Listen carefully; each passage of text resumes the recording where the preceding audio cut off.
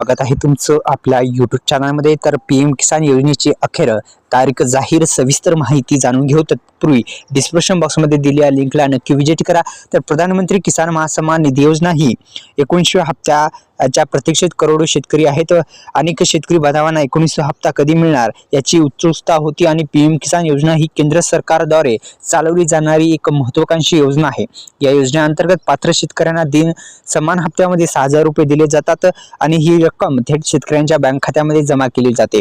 योजनेचा 18वा हप्ता 5 ऑक्टोबर 2024 रोजी देण्यात आलेला होता आणि आता सर्वांचे लक्ष 19व्या हप्त्याकडे लागले गेलेले आहे।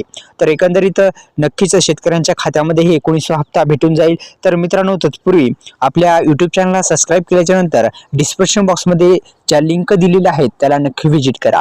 तर मित्रांनो, ई-KYC प्रक्रिया पहिला पॉइंट आहे की PM किसान योजनेच्या माध्यमातून देण्यात येणाऱ्या सर्व हप्त्यासाठी ई-KYC प्रक्रिया पूर्ण असणं गरजेचं आहे। ज्या शेतकरी बांधवांची ई-KYC प्रक्रिया पूर्ण असणार त्याच शेतकरी बांधवांना 19वा हप्ता मिळणार। तर 19वा हप्ता मिळवण्यासाठी आणि ई-KYC प्रक्रिया पूर्ण आहे का नाही ते पाहण्यासाठी आपल्याला सर्वप्रथम मित्रांनो PM किसान योजनेच्या अधिकृत वेबसाईटला भेट द्यावीच लागेल।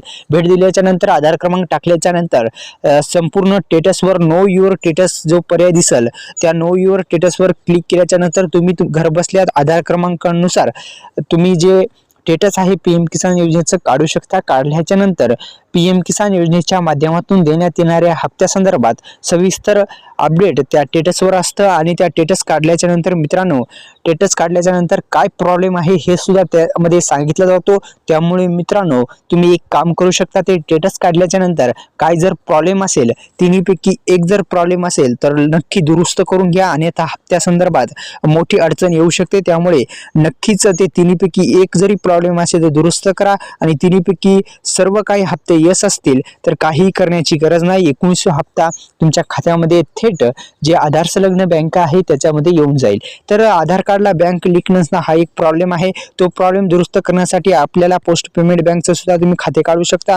तसेच मित्रांनो आपल्या YouTube चॅनलला सबस्क्राइब करू शकता। डिस्क्रिप्शन बॉक्समध्ये दिलेल्या लिंकला नक्की विजिट करू शकता। धन्यवाद।